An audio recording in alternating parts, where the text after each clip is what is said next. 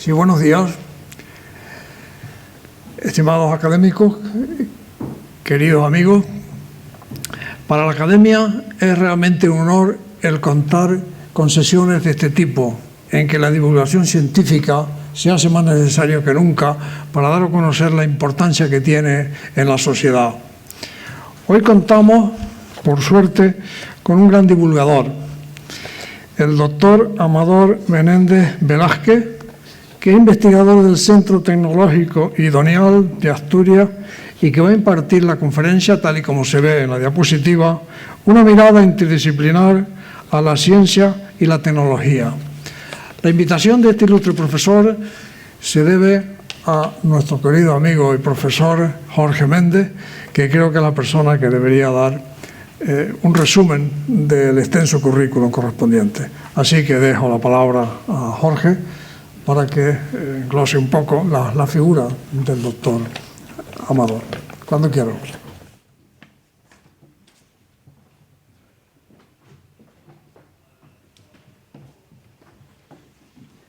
Buenos días. Bueno, pues para mí es un verdadero honor presentar al doctor Amador Menéndez, es doctor en Química por la Universidad de Oviedo y, como bien dijo vicepresidente Sebastián, pues en la actualidad trabaja para el Centro Tecnológico Idonial en Asturias, pero también ha investigado en el Consejo Superior de Investigaciones Científicas, en el Laboratorio Europeo de Radiación de Psicotrón y en el MIT, en el Instituto Tecnológico de Massachusetts. Allí, precisamente en el MIT, en 2010, pues estableció un récord mundial de eficiencia en la captura de energía solar y sus líneas de investigación se centran en nanofotónica, diseños de sistemas y dispositivos para la captura, guía y manipulación de la luz, con aplicaciones tanto en el campo de las energías renovables como en la salud humana. Y aparte de la investigación, una cosa que le agradecemos muchísimo es que también la lleva a la sociedad, ¿no? Como decía Sebastián, pues en ese campo lo compagina con la divulgación científica y ahí ha tenido pues muchos premios de divulgación. Por ejemplo, el más reciente, el Premio Nacional a la Difusión de la Ciencia en el año 2018, y anteriormente pues había tenido el Premio Europeo de Divulgación Científica en el 2009, el Premio Prismas de la Fundación Española para la Ciencia y Tecnología en el 2013, el Premio Iberoamericano de Comunicación en el 2016 y el Premio Internacional de Ensayos Jovellanos en el 2017 por su libro Historia del Futuro, Tecnología que cambiará nuestras vidas, entre otros reconocimientos. También es parte del jurado de los Premios Princesa de Asturias desde el año 2008. Sin más, les dejo con el doctor Amador. Muchas gracias.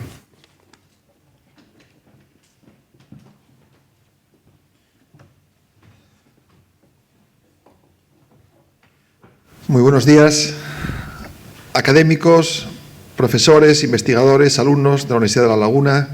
Lo primero de todo, muchísimas gracias por invitarme una vez más a estar aquí.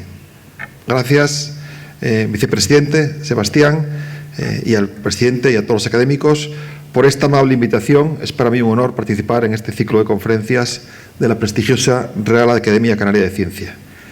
Y gracias, por supuesto, a la Universidad de La Laguna también y a mi amigo y colega Jorge Méndez Ramos, que es un catalizador de la ciencia. Bueno, tenemos también a más amigos aquí, a Pablo, a Javi, y bueno, pues con Jorge nos conocemos desde hace un tiempo y la verdad que su labor es también fantástica, ¿no?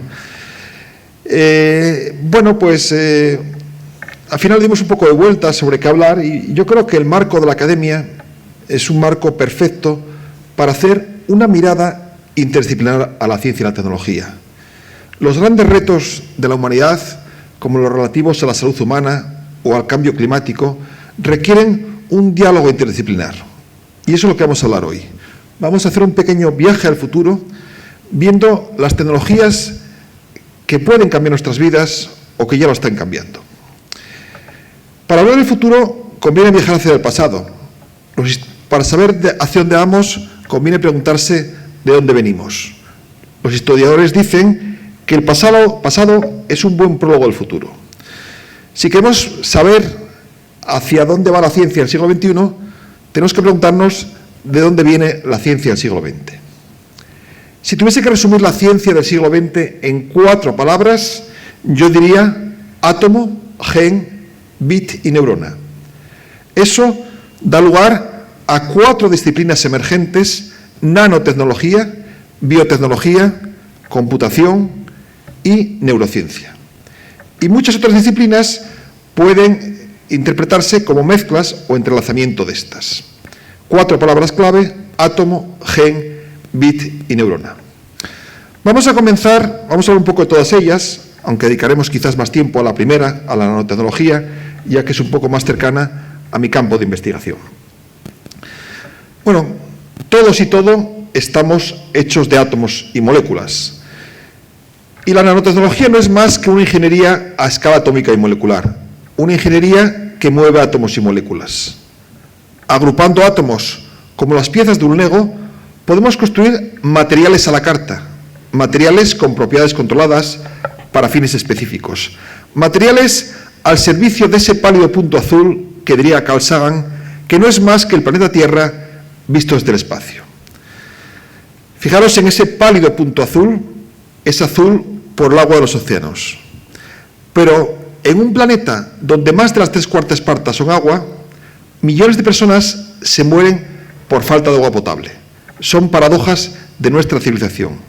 Más de 3/4 partes de agua, millones de personas que se mueren por falta de agua potable. Esta imagen es dura, pero es real. Son estos niños en África bebiendo de un charco contaminado. Realmente tener agua potable, como nosotros, como una sociedad avanzada, y abrir el grifo y tener ese agua, es todo un lujo, que no todo el mundo se puede permitir. Para concienciarnos de esa problemática, la ONU declaró el 2013 como Año Internacional de Cooperación en la Esfera del Agua. Estos niños están bebiendo agua en un pozo africano, en un charco, con unos filtros. Estos niños se morirán a los pocos días. Esos filtros son filtros mecánicos con un tamaño de poro demasiado grande. Esos filtros permiten que pase el agua, bloquean el paso de piedras, de palos, pero como el poro es demasiado grande, pasan virus y bacterias. Esos niños están bebiendo, comiendo virus y bacterias y se morirán pocos días después.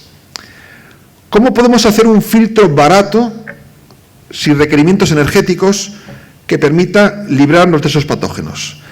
Pues podemos ir al mundo atómico molecular y diseñar un filtro con un tamaño de poro suficientemente pequeño para que permita el paso de agua, pero no de virus y bacterias.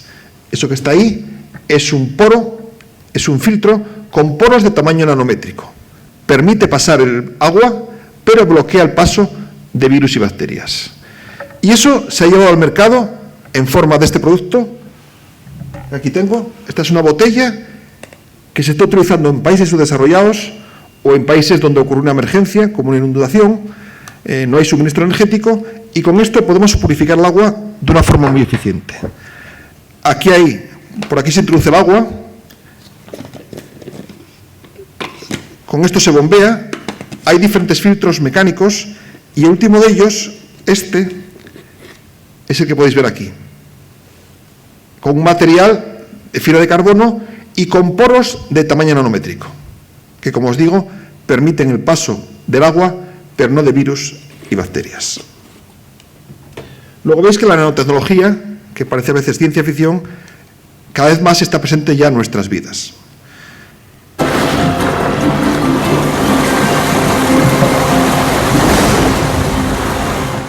Más de las 3/4 partes son agua, pero la mayoría es agua salada. ¿Cómo podemos desalinizar el agua? Es decir, coger el agua del mar y convertirla en agua dulce, agua potable. La nanotecnología también nos proporciona esperanzadoras soluciones. Ahí tenemos ese material, el grafito, la punta de un lápiz. Si me quedo con una única capa, lo que tenemos es el grafeno, un material bidimensional, el primer material bidimensional aislado en la historia, y que por ello Novoselic y Gain recibieron el Premio Nobel de Física. El grafeno tiene excelentes propiedades ópticas, electrónicas, pero también mecánicas. Podemos coger el grafeno y tallar unos poros. Podemos hacer unos agujeritos en ese grafeno, y entonces lo que tenemos es un sistema que permite el paso del agua, pero no permite que pasen ni virus ni bacterias, ni iones sodio, iones cloro. Es decir, no permiten pasar la sal común. Estamos desalinizando el agua del mar. Eso es una simulación donde podemos ver cómo el grafeno, con unos poros de tamaño nanométrico, está actuando como un filtro mecánico que permite purificar el agua, que no pasen ni virus ni bacterias, y al mismo tiempo desalinizarla. La nanotecnología nos proporciona esperanzadoras soluciones a algunos de los más grandes problemas de la humanidad, como es el disponer de agua potable.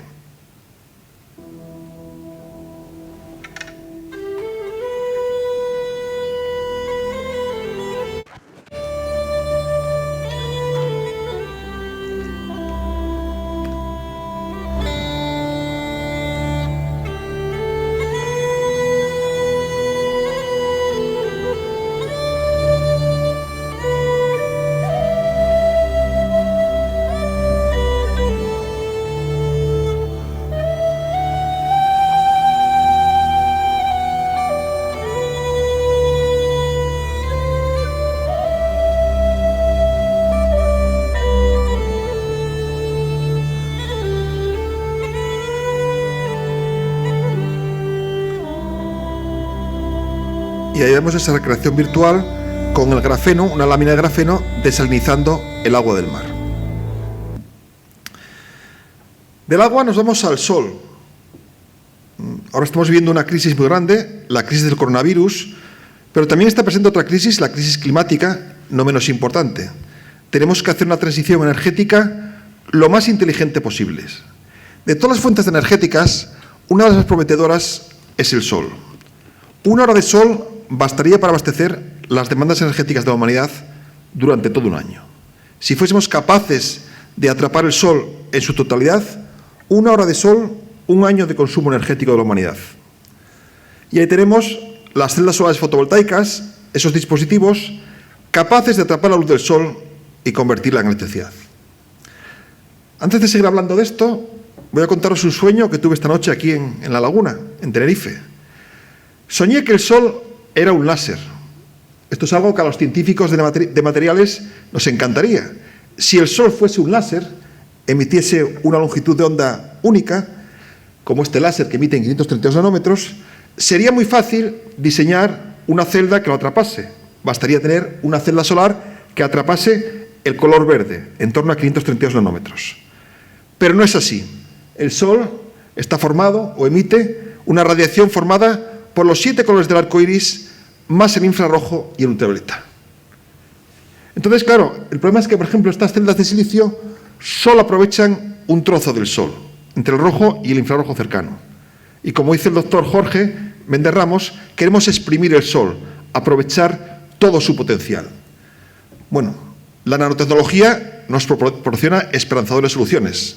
Aquí en La Laguna están diseñando fantásticos experimentos, fantásticos materiales para atrapar el infrarrojo. Y también tenemos otros materiales que nos permiten capturar todos los colores del espectro visible. Estos materiales pueden ser materiales orgánicos o puntos cuánticos.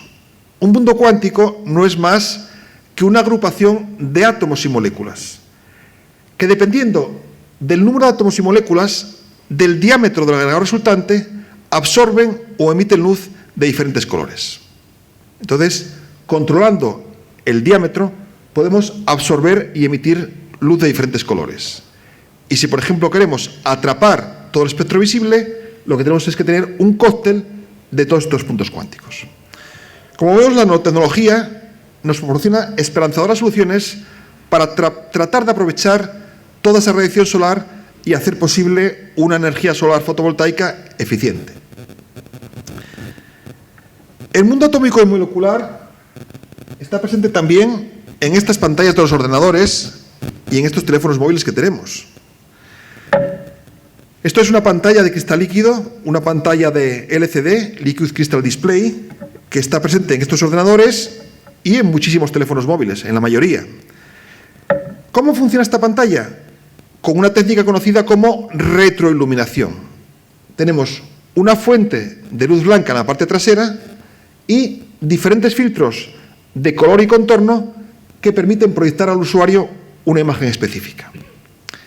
En cada píxel tenemos que decidir si pasa o no pasa la luz, y en el caso de pasar, si pasan todos los colores o solo uno determinado. Y para ello se utilizan moléculas que permiten o bloquean el paso de la luz, dependiendo de su orientación. Claro, ¿por qué no, si tenemos las luces LED, que pueden emitir luz de diferentes colores, ¿por qué no coger esos píxeles y en cada píxel poner una luz LED? Es decir, imaginaros una pantalla 1024 por 768, 1.000.000 de píxeles. ¿Por qué no poner en cada píxel un LED y así lo enciendo o lo apago o emito el color que quiero? Bueno, pues el problema es el tamaño. Claro, yo no puedo empaquetar 1.000.000 de LEDs en esta pantalla del teléfono móvil. Por eso tengo que usar esa otra tecnología, que es una fuente de luz blanca y diferentes filtros de contorno y color. Pero podría ir a lo que se llama OLED, que es diodo emisor de luz orgánico. En vez de tener, por ejemplo, el nitruro de galio, que es un LED azul, pues puedo tener un diodo emisor de luz orgánico, que es como una tinta. Y esto lo puedo hacer mucho más pequeño. Lo puedo hacer del tamaño de un píxel. Eso es la tecnología OLED. Cada píxel está iluminado. Cada píxel es una nanobombilla. Fijaros. Entonces, aquí simplemente tengo 1.000.000 de nanobombillas. Frente a LED lo que tengo es una fuente de luz blanca y diferentes filtros de contorno y de color.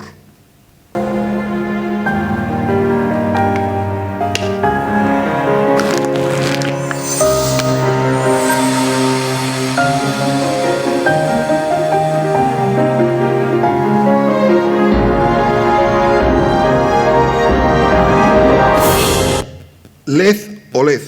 Como veis, el OLED proporciona mucha más calidad en el color, mucha más calidad lumínica, porque simplemente enciendo la nanobombilla o la apago con el color que quiera. Y también, antes de que se me olvide, decir que con el con el OLED podemos conseguir negros perfectos. Si yo tengo un LED, la tecnología LCD, y pongo un filtro, pasa algo de luz, no consigo el negro perfecto. Con el OLED consigo el negro perfecto, simplemente apagando la nanobombilla. Al conseguir un negro perfecto, consigo mayor contraste y mayor realce de los otros colores.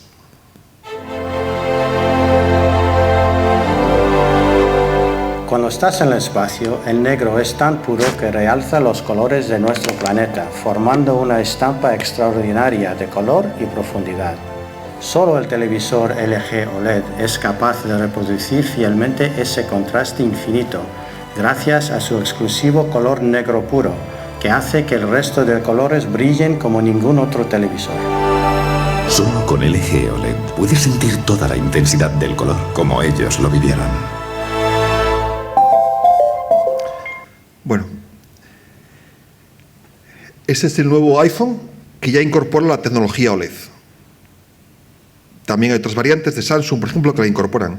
Fijaros que esto realmente es fantástico. Pensar que en un teléfono de este tamaño, en la pantalla tenemos 1.000.000 de nanobombillas, es realmente una proeza de la ciencia y la tecnología. Existen variantes, en vez de OLED, QLED, que sería Q de Quantum 2, de puntos cuánticos. Son teléfonos en los cuales cada píxel es una nanobombilla. Bien, LED, nitruro de galio, por ejemplo, nitruro arsénico, son materiales inorgánicos rígidos. OLED, materiales orgánicos, polímeros plásticos. Esto va a permitir que estos displays del futuro, además de ser con píxeles autoiluminados, pues sean flexibles. Ahí tenéis un prototipo de LG, una pantalla OLED que es flexible, porque está basada en polímeros en materiales orgánicos.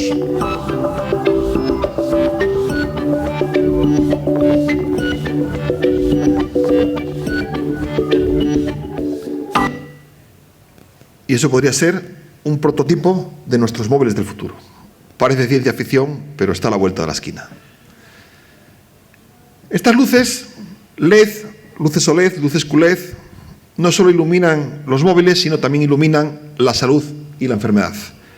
Esos que están ahí son puntos cuánticos, materiales luminiscentes, materiales que absorben y remiten luz.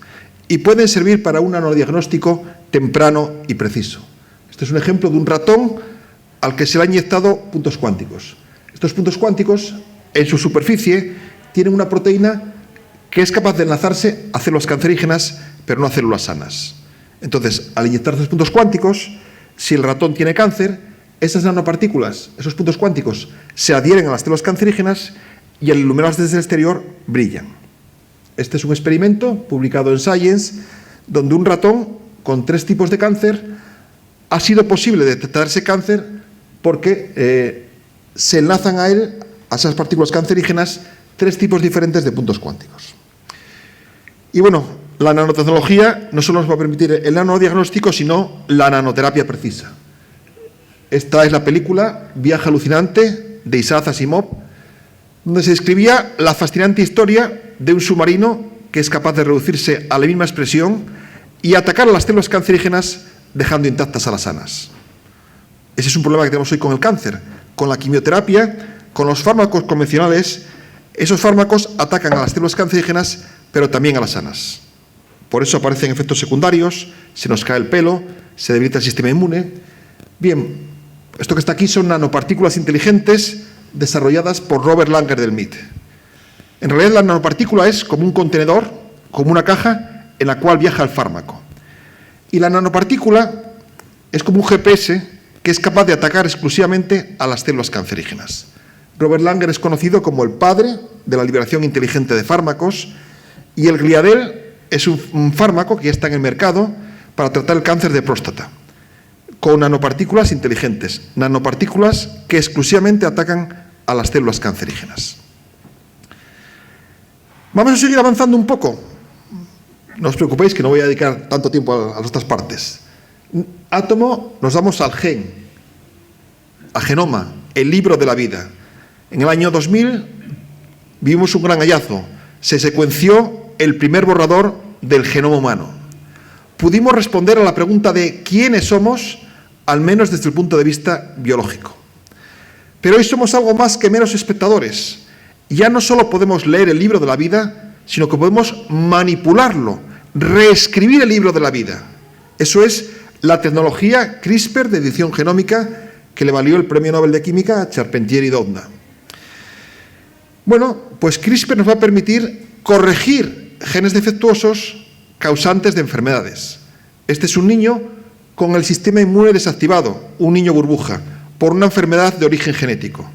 Con CRISPR un día podremos corregir esa enfermedad. Hay plantas, cultivos, que se pueden modificar con CRISPR para que sean resistentes a plagas. Eso es muy importante. Hay muchos cultivos de arroz que sufren plagas y eso causa problemas de hambre en el mundo. Con CRISPR podremos reescribir el genoma de la planta para que sea resistente a esas plagas. Los chinos han desarrollado estos perros extramusculados, modificando su genoma. En este caso dicen que son perros para la policía y para el ejército. Y bueno, también vivimos episodios tristes como manipular el embrión, es decir, el espermatozoide, el óvulo o el embrión recién fecundado.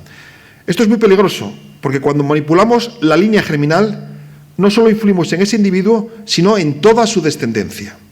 Por eso, lógicamente, hay que poner también límites éticos. Bueno, CRISPR, edición genómica, es una de las grandes revoluciones biotecnológicas del siglo. Y otra es esta, que hemos conseguido dar marcha atrás al reloj biológico.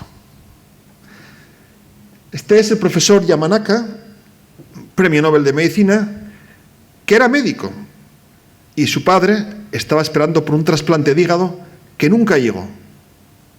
No tuvieron el hígado disponible y se murió. Entonces Yamanaka decidió dejar de ser médico. Dijo, voy a dedicarme a ser científico para desarrollar algo que un día personas como mi padre puedan solucionarse ese problema y repararles el hígado. Y empezó a trabajar en células madre embrionarias. Estas células embrionarias son pluripotentes. Esto es como un alumno de 18 años que acaba sus estudios de bachillerato y es pluripotente en el sentido de que puede ser físico, químico, biólogo, filósofo.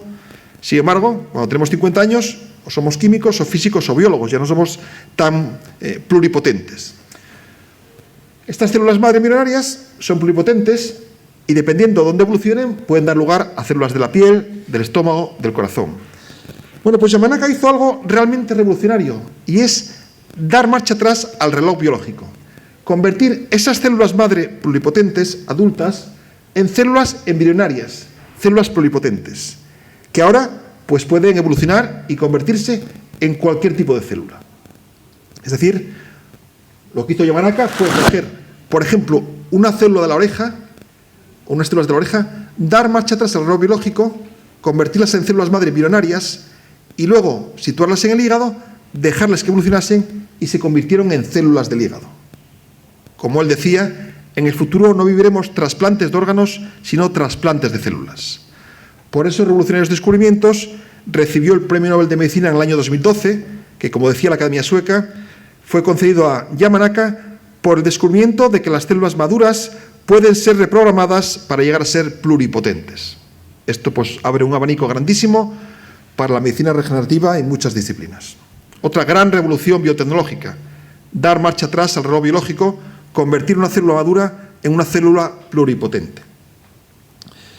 Y estamos viviendo esta gran revolución, la del ARN mensajero, que está muy presente en muchos tipos de vacunas contra esta terrible pandemia, contra la pandemia del COVID. En una vacuna convencional se introduce el virus debilitado o atenuado, y nuestro cuerpo reacciona fabricando anticuerpos específicos. Pero claro, aunque sea un virus atenuado o debilitado, ahí está el virus, ¿no? Con las vacunas de ARN mensajero no se introduce el virus, sino un trozo de código genético. Aquí tenemos el coronavirus y lo que se introduce es un ARN mensajero para fabricar las espículas o proteínas con las que el virus entra en la célula. Estas puntas, estas proteínas S, proteínas espiga o espículas también conocidas, son como la llave con la que el coronavirus entra en las células. Si conseguimos bloquear esa llave, el coronavirus no entra en nuestras células, problema solucionado. Bueno, pues el ARN mensajero, presente en vacunas como la de Moderna o la de Pfizer, lo que hace es fabricar o tiene unas instrucciones para que se fabriquen estas proteínas espiga. Y entonces nuestro cuerpo reacciona fabricando anticuerpos. Pero fijaros, y aquí la importancia de lo interdisciplinar. Esta técnica del ARN mensajero lleva tiempo en el mercado, porque podría servir, en los laboratorios, porque podría servir no solo para las vacunas, sino para la inmunoterapia contra el cáncer, para otras cosas. Pero el problema es que si el ARN mensajero lo introducimos en el cuerpo, automáticamente se degrada. Las enzimas lo atacan. Entonces, ¿qué hubo que hacer? Pues gracias a los descubrimientos pioneros de Robert Langer, el padre de la liberación inteligente de fármacos, se encapsula el ARN en una nanopartícula lipídica. De esa forma se evita que se degrade, que viaje por el organismo y que viaje a las células adecuadas y se introduzca dentro. Aquí tenemos dos ejemplos que han hecho posible que la vacuna de Moderna y Pfizer esté en el mercado: la técnica de ARN mensajero y las nanopartículas lipídicas. Sin la nanotecnología y la biotecnología estaríamos con ciencia básica, un ARN mensajero muy bueno, pero nunca podrían haber llegado las vacunas al mercado. De ahí la importancia de conectar puntos, de buscar la interdisciplinariedad en la ciencia. Seguimos, nos vamos al BIT, al mundo de la informática. En la informática nos comunicamos con ceros y unos. La respuesta a una pregunta, que puede ser sí o no, contiene un bit de información. Bueno, con vuestro permiso, voy a poner un poco la tele, una pausa publicitaria, para relajarnos un poco. ¿Por qué pone el brazo así? Uy, perdón. Bailando. No fui yo. Enano. No sé si os suena, Gran Hermano, los habitantes de la casa, vigilado las 24 horas. Estamos viviendo una era de Gran Hermano tecnológico. Cada vez que mando un mensaje de correo electrónico, que efectúo una compra con mi tarjeta de crédito, que escribo en Twitter, en Facebook, en LinkedIn, dejo una huella. El mundo sabe de nosotros. Eso es el Gran Hermano tecnológico. El Big Data es una herramienta matemática que analiza millones de datos recogiendo información y extrayendo conclusiones. Y eso tiene un gran potencial y un gran valor. Muchas veces doy algunas charlas en institutos de secundaria y los alumnos me dicen: estos de Facebook son enrolladísimos, no nos cobran nada. Oye, los de Google, más enrollados, te regalan las cuentas de Gmail gratis que quieras. Y yo les digo: cuando algo es gratis, tú eres el producto. Esa gente se nutre de la información que les damos. Esa información es la base del Big Data y esa información es poder. Se dice que el Big Data es el petróleo del siglo XXI. ¿Quiénes son los más ricos del mundo? Los de Facebook, los de Google, los de Microsoft, los que manejan datos. De ahí el poder de los datos. Esos datos, esa información se puede utilizar con diferentes fines. Por ejemplo, publicitarios. ¿Cuántas veces vamos a Amazon y nos dice: basado en tus últimas compras, te puede interesar este producto? Y le hacemos caso y lo compramos, porque efectivamente nos gusta. Conoce nuestras tendencias, nuestros gustos. Ese es el Big Data con fines comerciales. También puede ser utilizado con fines más nobles, como esta fascinante iniciativa de Google, Google Flu Trends, tendencias en el virus de la gripe de Google. Si las personas de esta sala tecleamos en el buscador virus de la gripe, síntomas, remedios, pues será porque tenemos gripe. Del análisis colectivo de estas búsquedas, Google es capaz de anticiparse a una epidemia de gripe y lo hace semanas antes que el sistema sanitario de cualquier país. Big Data, desde luego, nos ofrece un mundo de fascinantes oportunidades. Y en el futuro tendremos un Big Data en el interior del cuerpo humano.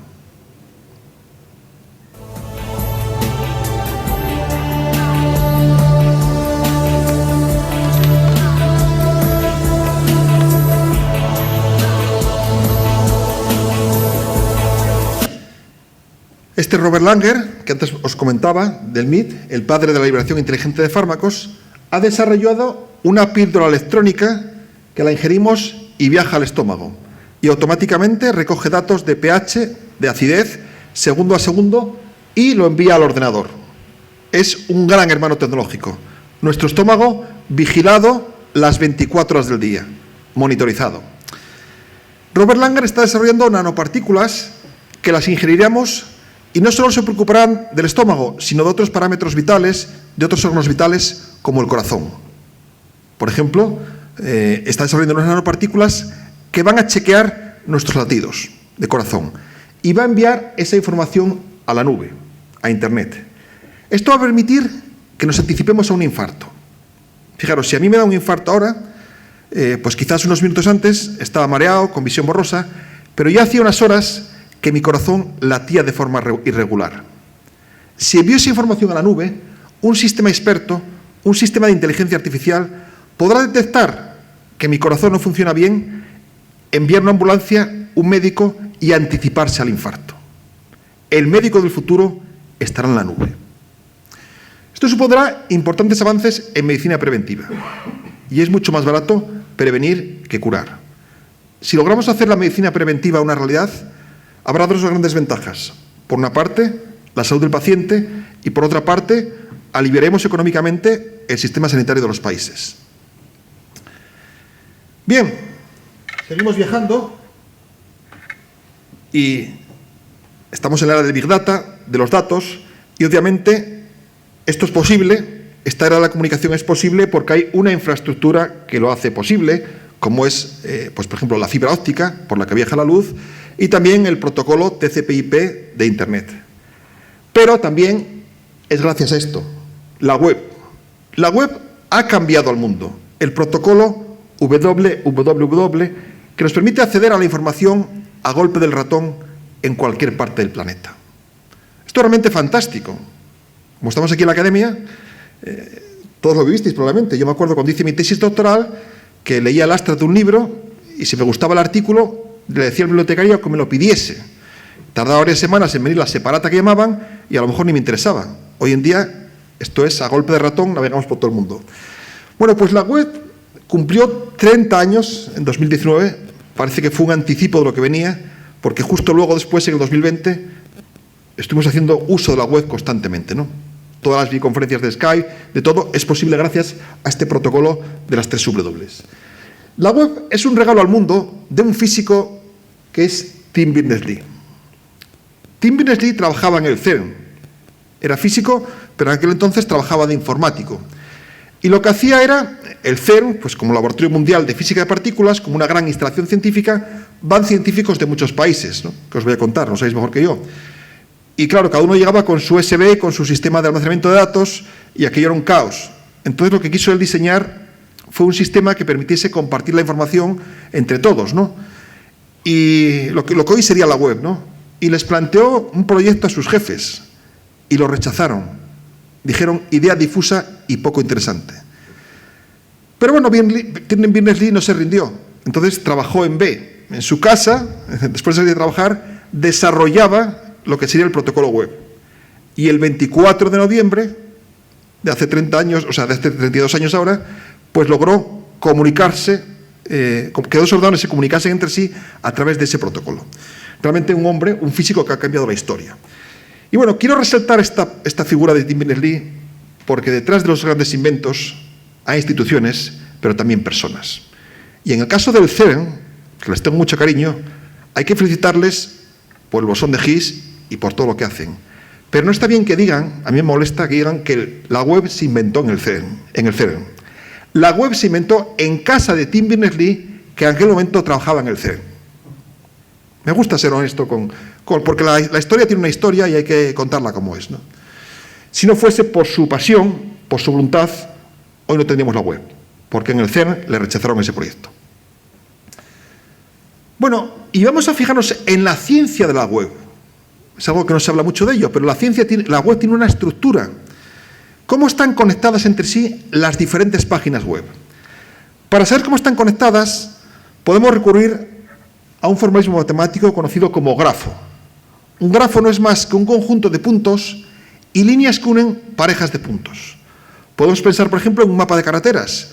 Los puntos serían ciudades y las líneas carreteras que conectan ciudades. Bueno, pues en el caso de la web, los puntos serían páginas web y las líneas pues son ejemplos de páginas web que están interconectadas.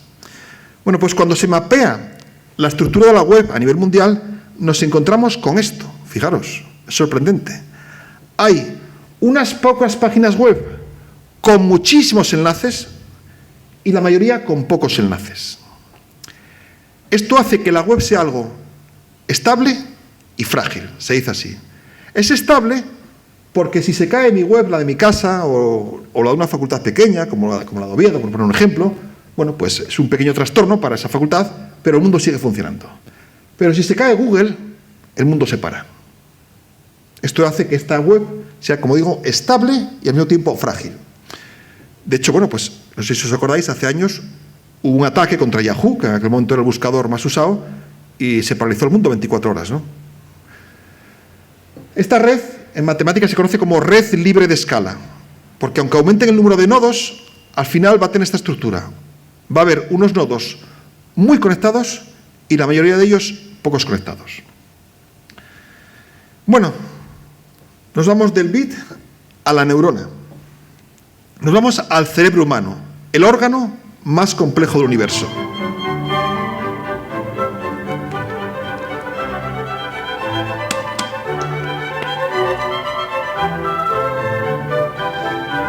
Bueno, yo ahora quería pediros un pequeño favor.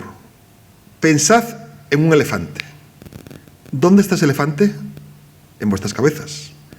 ¿Cuál es ese órgano tan misterioso que del tamaño de una caja de zapatos es capaz de encerrar un elefante en su interior? Es capaz de preguntarse por su propia existencia, por su propio funcionamiento. En el último siglo hemos avanzado mucho en el conocimiento del cerebro gracias a los trabajos pioneros de nuestro Santiago Ramón y Cajal, que decía que el cerebro es como un gran bosque formado por 85.000 millones de árboles, neuronas, que constantemente dialogan entre sí a través de las denominadas sinapsis. Y ese diálogo ocurre mediante mensajeros químicos e impulsos eléctricos. De ese diálogo colectivo emergen nuestros pensamientos, nuestros sentimientos o la orden para que yo mueva mi mano.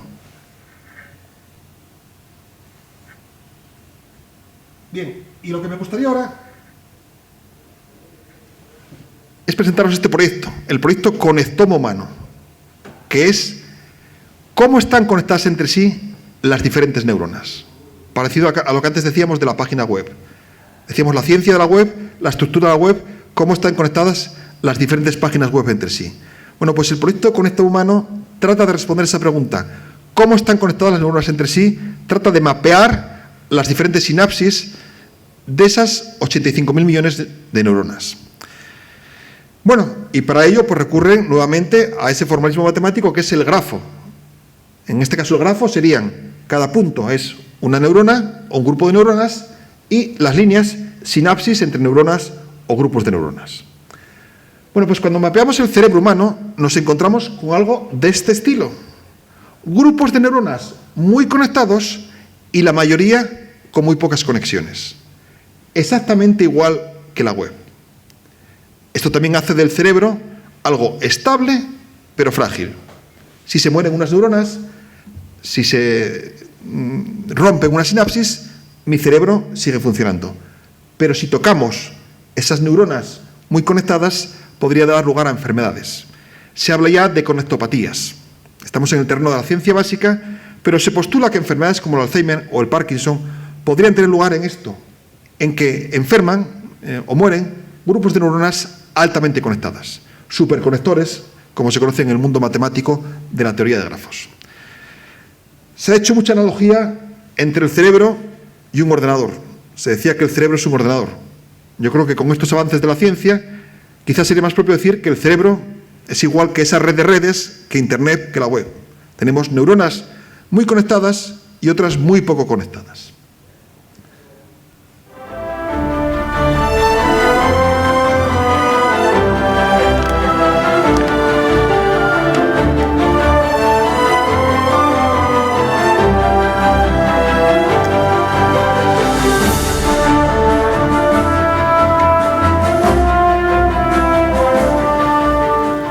Proyecto Conectoma Humano, desde luego, algo realmente fascinante. Bien, entender el cerebro nos va a permitir entender también, pues, por ejemplo, el problema de la visión humana. Vamos a ir terminando la charla ya casi con esto. A mí me gusta definir el ojo como una celda solar, pues convierte la luz en impulsos eléctricos, que es lo que realmente entiende nuestro cerebro. Por aquí llega la luz, el ojo convierte la luz en impulsos eléctricos que el cerebro percibe. Ahí tenemos una imagen más detallada del ojo. Vemos que la luz entra e incide en la retina, en la parte posterior del ojo. Es en la retina donde se convierte la luz en electricidad. Ahí tenéis una imagen más detallada de la retina. Está formada por millones de células, fotorreceptores, conos y bastones, que es donde se convierte la luz en electricidad. Eso viaja por diferentes estructuras celulares, incluidas las células ganglionares, pasa por el nervio óptico y llega al cerebro. ¿Qué pasa si los fotorreceptores, conos y bastones están dañados? La luz no se convierte en electricidad. El paciente es ciego. Aquí tenemos una retina normal y aquí una retina con los fotorreceptores dañados. Este paciente padece un tipo de ceguera conocida como retinitis pigmentosa. Obviamente esto no es blanco-negro. Si tiene la mitad de los fotorreceptores dañados, pues tendrá una ceguera parcial. ¿De acuerdo? Podría ocurrir que los fotorreceptores estén sanos, pero estén dañadas las células ganglionares. Entonces, la luz se convierte en electricidad, pero esa electricidad no puede viajar al cerebro. Es como si tengo una celda fotovoltaica que convierte la luz en electricidad, pero rompo los cables conductores por donde viaja la electricidad, pues por ejemplo para iluminar una casa, ¿no? Bueno, en este caso tenemos otro tipo de ceguera conocida como glaucoma. El glaucoma es un fallo, una muerte celular de las células ganglionares. ¿Cómo podemos preservar o incluso reparar estas estructuras celulares? Para ello estamos investigando en nuestro laboratorio en una gafa protectora y terapéutica. Una gafa que nos protege y al mismo tiempo que nos cura. Es algo que hacemos en colaboración con el Instituto Oftalmológico Fernández Vega de Asturias. Bueno, ¿cómo funciona esto? Todos sabemos que la luz azul es potencialmente nociva, que puede dañar las células de la retina, las células y derivar en glaucoma o otras enfermedades oculares e incluso en ceguera. Y en concreto es la luz comprendida entre 380 y 450 nanómetros la que es más perjudicial para las células de la retina. En contraposición, la luz roja no solo es nociva, sino que es beneficiosa. Esto es algo que ha demostrado el profesor Neville Osborne de la Universidad de Oxford, con el que tuve el placer de colaborar un tiempo. ¿Por qué la luz roja es beneficiosa? Las células tienen mitocondrias, que son las factorías energéticas de las células. Y esas mitocondrias tienen un pico de absorción en el rojo. Entonces, al recibir una cantidad extra de luz roja, se genera más ATP, que es el combustible celular. Tenemos más energía para reparar el daño celular, para la proliferación celular. En concreto, ahí tenéis un esquema, es el citocromo C oxidasa, pues en la parte de la retina, la parte de la mitocondria, donde se produce esa absorción en el rojo. Entonces, como os digo, si recibo mucha luz roja, genero mucho más ATP. Ese es uno de los mecanismos por los que se cree que la luz roja es beneficiosa. Y hay otro mecanismo, y es que esa luz roja en la retina favorece la creación de agentes antioxidantes. Los que trabajamos en ciencia de materiales sabemos que los materiales se oxidan, por ejemplo el acero, y eso no es bueno, eso va asociado a degradación. Bueno, pues nuestro cuerpo también se oxida, es decir, una célula normal, cuando se somete a un estrés, cuando es atacada por radicales libres de oxígeno o por radicales libres, como también se conocen, pues da lugar a un estrés oxidativo que puede provocar la muerte celular. Cada día, cuando salimos, nos da el sol, las personas que fuman, generamos un montón de radicales libres, incluso cuando tenemos una vida sana. Por fortuna, nuestro cuerpo tiene antioxidantes. Entonces, cuando la cantidad de antioxidantes es capaz de balancear los efectos de los oxidantes, eso es salud. Pero cuando tenemos más oxidantes que agentes antioxidantes, tenemos un estrés oxidativo, muerte celular, eso es enfermedad. Bien, pues se cree que la luz roja favorece la creación de antioxidantes. Y esto es algo parecido a una vacuna, lo que os decía antes. Cuando yo introduzco el virus debilitado, mi organismo reacciona fabricando anticuerpos. Entonces, la luz roja es un pequeño estrés, un estresor para la célula, pero muy pequeño. Y lo que hace la célula es reaccionar fabricando antioxidantes. No ocurre así con la luz azul. Es un estresor muy fuerte que además rompe enlaces químicos. Pero cuando añado la luz roja, de mayor longitud de onda, de menor energía, un fotón de luz roja es menos energético que uno azul, pues entonces es un pequeño estrés para mi célula, pero lo suficientemente pequeño para no matarla, pero para que reaccione fabricando antioxidantes. Entonces, en definitiva, ahí están los dos beneficios de la luz roja que se han demostrado en el ojo. Por una parte, incrementa ATP, el combustible celular, y por otra parte, promueve la fabricación de antioxidantes.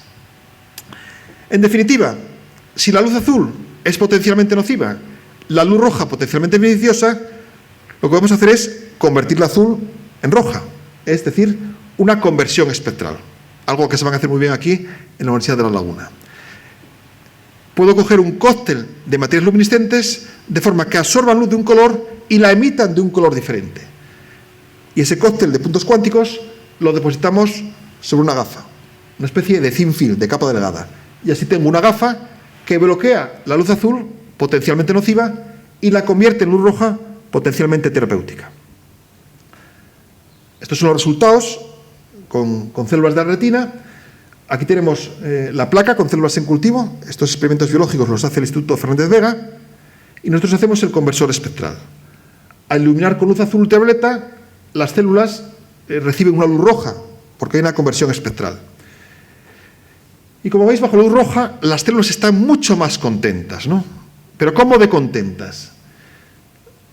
Esto es lo que se conoce como viabilidad celular, que es el número de células que sobreviven a un determinado experimento.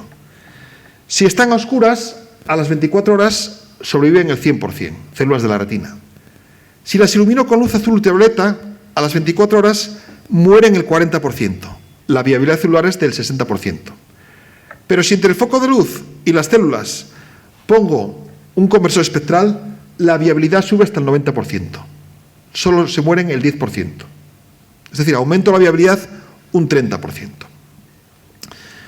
Gafas protectoras, gafas terapéuticas, materiales inteligentes. Un material inteligente formalmente es aquel que proporciona una respuesta determinada a un estímulo específico. Cuando una fuente lumínica, Como la luz LED blanca tiene mucho componente azul, lo absorbe y lo convierte en rojo. Es algo similar a estas gafas. También son gafas inteligentes, gafas fotocrómicas, porque si estoy sometido a mucha luz solar, automáticamente se oscurecen.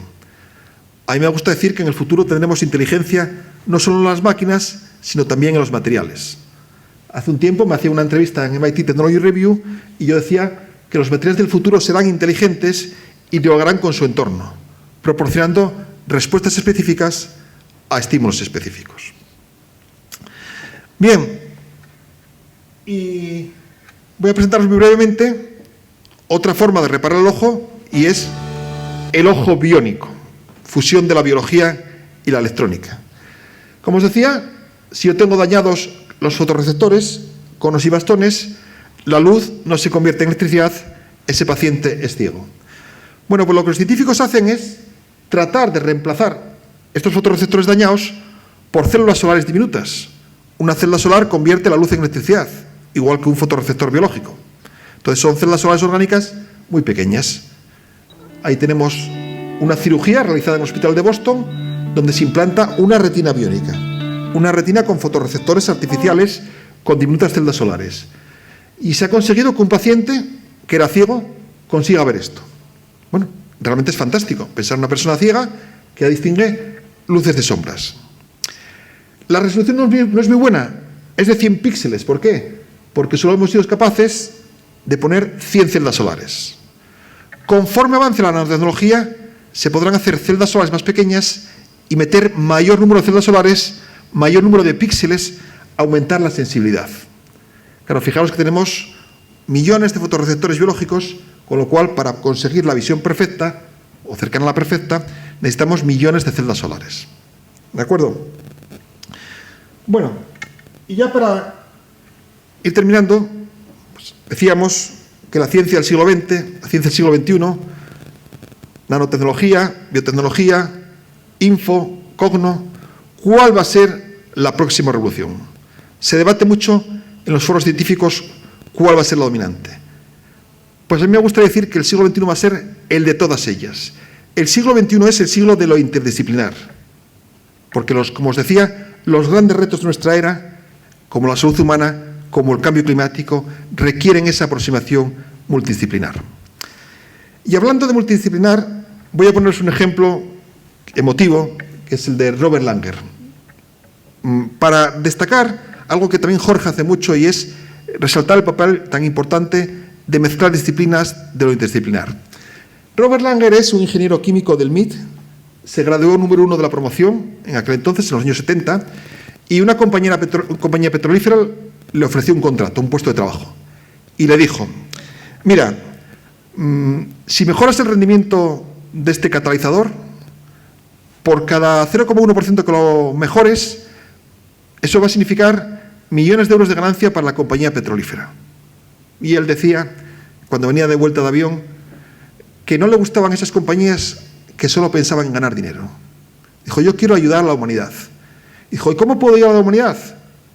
Pues quizás una forma directa es en el sector salud. Y entonces empezó a ir por los hospitales de Boston pidiendo trabajar allí. Claro, le daban portazos. Imaginaos en los años 70 un ingeniero químico pidiendo trabajo en un hospital. Pensaban que estaba loco. Hasta que se encontró con una mente brillante, Judah Folkman, ese biólogo que nos describió los mecanismos de la angiogénesis. Y dijo: hombre, esto es fantástico. Estoy rodeado de médicos, un ingeniero químico me puede enseñar lo que yo no sé. Y entonces, en aquel entonces, Judah Folkman estaba trabajando con células cancerígenas y con fármacos. Esos fármacos mataban a las células cancerígenas en las placas, cuando estaban en cultivo, pero no funcionaban en el cuerpo humano. ¿Y por qué? Porque se dio cuenta que al introducir el fármaco en el cuerpo humano se degradaba. Y además atacaba a las células cancerígenas y a las sanas. Entonces el problema no estaba en el fármaco, sino en la forma de administrarlo. Robert Langer empezó a desarrollar nanopartículas, redes poliméricas, para encapsular esos fármacos y que funcionasen no solo en las células en cultivo, sino en el cuerpo humano. Por eso es conocido como el padre de la liberación inteligente de fármacos, y por eso pues, le darán un día el Nobel, ¿no? Ahí está la importancia de haberse juntado un médico con un químico. El médico tenía un fármaco muy bueno que funcionaba con las células en cultivo, pero no en el cuerpo humano. El químico lo que hizo fue encapsularlo y funcionó. Esta es una foto que le tengo cariño. Este es el año 2010, estamos en el MIT, los dos, mucho más jóvenes, y aquí está Robert Langer, que ya había sido premio Príncipe de Asturias, y coincidía mucho con él. La verdad que es una persona entrañable. Tiene un laboratorio biomédico con 180 personas ahí trabajando, ¿no? El laboratorio de biomedicina más grande del mundo, ¿no? Él es el profesor, luego hay varios profesores debajo y luego estudiantes, ¿no? Y pongo esta foto porque esta foto no es una foto cualquiera, es a las 3 de la mañana de un sábado. Entonces, yo me cruzo por el pasillo con él, el año 2010, y le digo, ¿qué haces aquí a estas horas? Y dice, ¿qué haces tú? Y dije, hombre, yo soy un modesto científico, tú eres un super profesor, ¿qué haces aquí un sábado a las 3 de la mañana? Y dijo él, ven, que te voy a enseñar aquí una cosa fascinante, con la ilusión de un niño de 15 años. Y me llevó y me dijo, mira, estoy encapsulando no fármacos, sino material genético.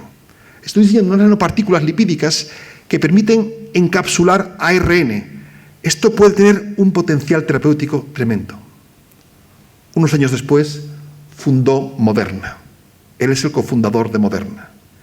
Y lo mismo Moderna que Pfizer son posibles a esas nanopartículas lipídicas que él creó y que permiten encapsular el ARN y que no se degraden en el organismo.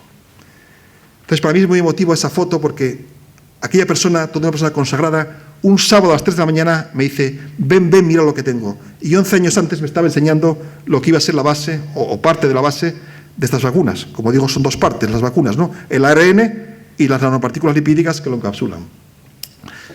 Bueno, esta es una foto también de mi hospital, perdonad por la propaganda, el Hospital Universitario Central de Asturias, donde vivimos días muy tristes. Pues yo, tristemente, perdí a familiares queridos en la pandemia. Y también viví momentos felices, porque hace, menos de un mes, en mayo, llevé a vacunar a mis padres. Y tras la vacuna le pregunté al médico, al enfermero, ¿qué vacuna le pusieron? Y dijo, Moderna. Yo llevé una gran alegría. Sabí que aquellas nanopartículas que hace 11 años fabricaba el Robert Langer estaban viajando por la sangre de mis padres. Yo ya les había hablado de Langer, ¿no? Y les cuento la ciencia también en mi casa, ¿no? Y digo, creo que todo va a tener un final feliz. Creo que por fin esta terrible pandemia, con estas nanopartículas de Moderna, pues va a tener un final feliz. Y le escribí un correo a Robert Langer cuando recibí la segunda dosis y le dije, querido Robert Langer, acabo de vacunar a mis padres con la vacuna Moderna. Esas nanopartículas que hace 11 años me enseñaste, hoy están circulando por la sangre. Muchas gracias por hacer del mundo un lugar mejor, ¿no? Y me contesta, como los grandes, humilde, y me dice, Amador, muchas gracias también a ti. La ciencia es una obra colectiva. Yo solo soy parte de la cadena. Fijaros qué modestia, ¿no?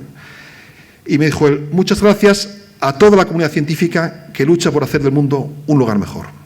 Entonces, en palabras de Robert Langer, académicos, científicos, muchas gracias por hacer de este pálido punto azul un lugar mejor.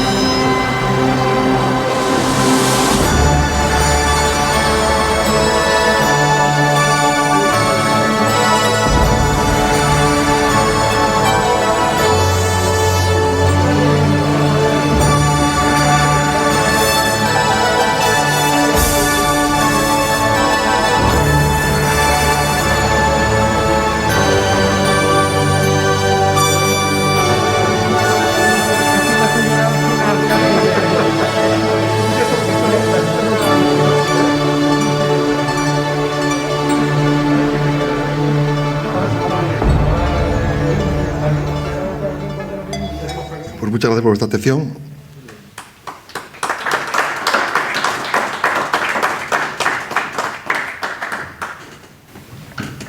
Bien, damos las gracias al profesor Amador por su brillante disertación. Si hubiera alguna duda que pudiera aclarar sobre el tema expuesto, pues, Sí, sí, por supuesto.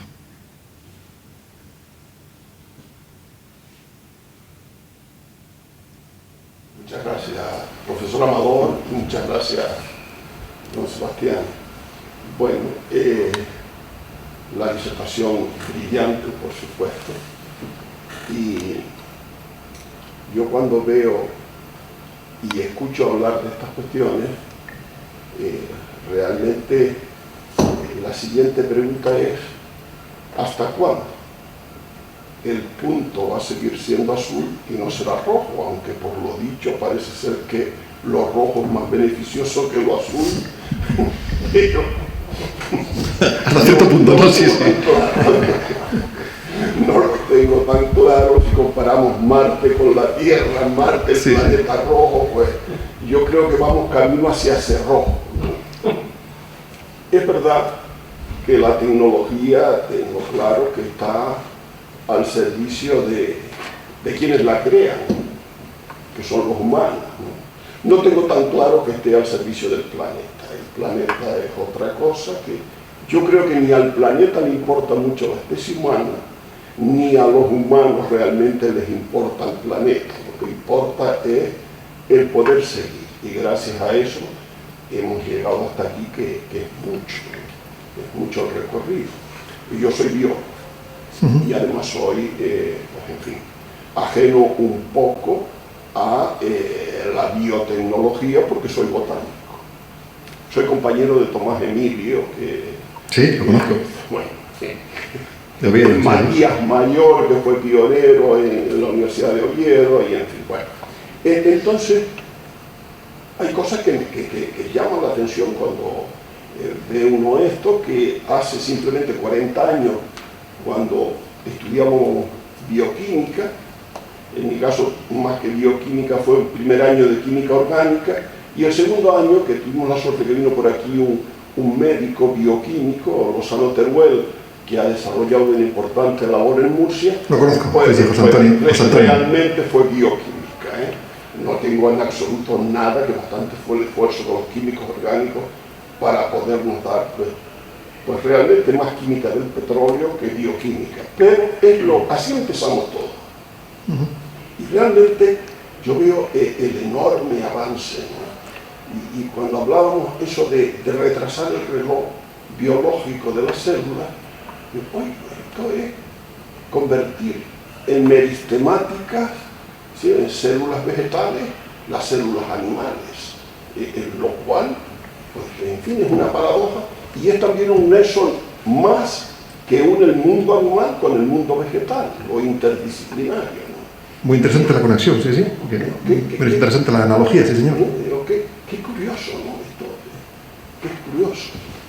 Y luego están esas cuestiones donde la tecnología y la ciencia rozan con la ética y la filosofía. Por supuesto.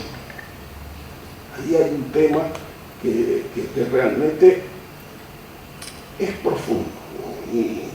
Y realmente pues los avances tecnológicos han traído también muchas graves consecuencias, ¿no? Los polímeros, que ahora estamos tomando encapsulados, el ARN, como dice, pues al fin y al cabo son, o la vacuna, que si no hubiese sido esa cubierta de polímeros, pues realmente se degradaría el ARN y no llegaría, ¿no?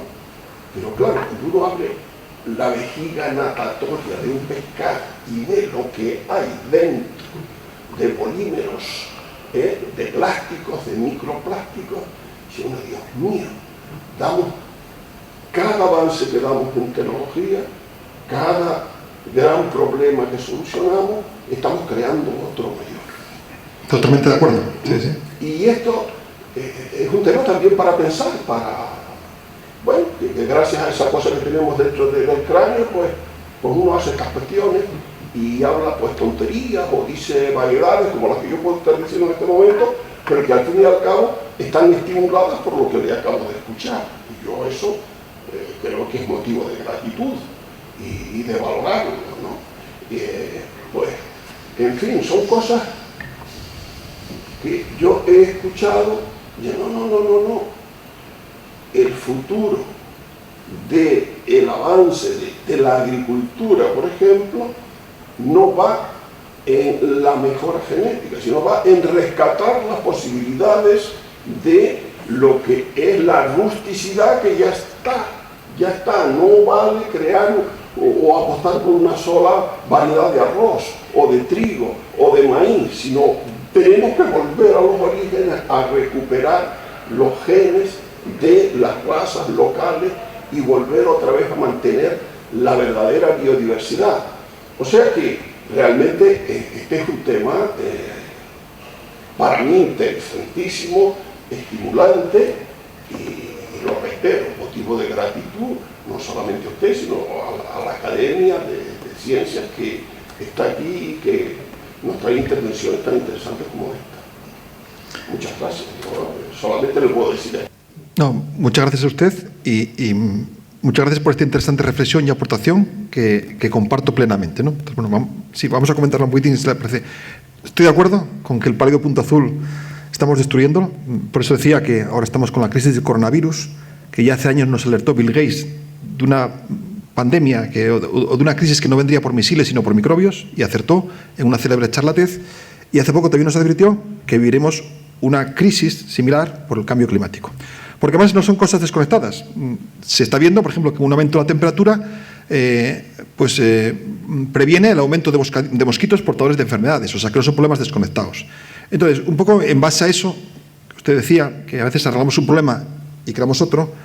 Por eso a veces es necesario esa mirada interdisciplinar a la ciencia y la tecnología. Me gusta, mira, ya que hablamos aquí, el ejemplo de los LED. Si yo toco esa bombilla incandescente, me quemo, porque más del 90% se pierde en forma de energía, en forma de calor, y solo un 10% es energía lumínica. Sin embargo, con los LED todo es eficiencia energética, y por eso Nakamura, entre otros, ganó el premio Nobel. Pero estas bombillas imitan al sol. Desde el punto de vista de la salud humana, son mucho mejores. Entonces, las luces LED tienen varios problemas. Por una parte, dañan las células de la retina, tienen mucho azul, alteran los ritmos circadianos, los ritmos biológicos. Entonces tenemos que hacer esa mirada global y decir, vamos a diseñar una luminaria que sea eficiente energéticamente y respetuosa con la salud humana. Estoy totalmente de acuerdo con lo que exponía. Tenemos que conectar puntos y no regalar un problema y desconectar otro. Y me alegra también que diga que es botánico, porque efectivamente, y lo que decía también, que cuando yo decía lo de la modificación genética, no es acabar con la biodiversidad. La naturaleza es la gran maestra. Es algunas especies que podrían sufrir una plaga, pues se les modifica el genoma para hacerlas resistentes a la plaga. Pero desde luego que la naturaleza es una gran fuente de inspiración y ahí está la biomética, ¿no? Biomimética. Y ya que usted es botánico, para solucionar el problema del pálido punto azul, pues aquí hay un grupo muy interesante en la laguna que conoce el secreto mejor guardado de las plantas, la fotosíntesis. Están tratando de hacer la fotosíntesis artificial. El profesor Jorge Méndez dio una charla hace poco que está en la academia, y es tratar de aprovechar o sintetizar hidrógeno, el conocido hidrógeno verde, ¿no? Conocer el secreto de las plantas, la fotosíntesis, y lograr una fotosíntesis artificial. Entonces, la energía solar fotovoltaica, son medidas que tendrán que estar todas presentes para lograr preservar ese pálido punto azul, ¿no? Yo aquí hablé de la energía solar, pero tampoco el futuro va a ser todo células solares fotovoltaicas. Yo creo que el futuro será un mix energético con diferentes tecnologías, ¿no? Entonces, me gusta mucho esa reflexión y la comparto. O sea que gracias por esta intervención que desde luego, y totalmente de acuerdo con que hay que poner también límites éticos. La cosa se puede desmadrar. Por ejemplo, en el caso, la genética, por ejemplo, la ingeniería CRISPR es algo que realmente se nos puede ir de las manos, ¿no? Bueno, de hecho está detenido este científico chino que fabricó un niño a la carta. Entonces, bueno, pues yo creo que la naturaleza no tiene que hacernos la tecnología no tiene que hacernos superhumanos, sino pues superar discapacidades, pero no hacer un superhombre, ¿no? Eso. ¿Alguna otra pregunta? ¿Cuestión? ¿Dudas? Bien, pues le damos las gracias de nuevo al profesor Amador. Muchas gracias. Muchas gracias.